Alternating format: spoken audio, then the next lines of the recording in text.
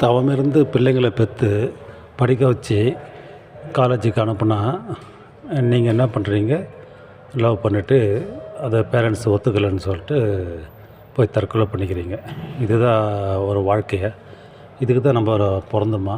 அவங்கவுங்க லைஃப்பில் வந்து அந்த பிறந்த பிறப்புக்கு தகுந்த மாதிரி எவ்வளோ சாதனை பண்ணிட்டு போகிறாங்க.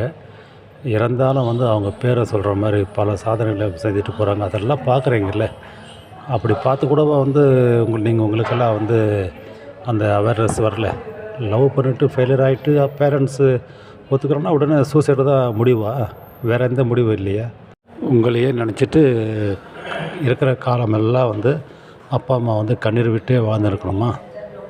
இதுக்காக நீங்கள் வந்து இதுதான் நீங்கள் அப்பா அம்மாவுக்கு செய்கிற ஒரு கடமையா?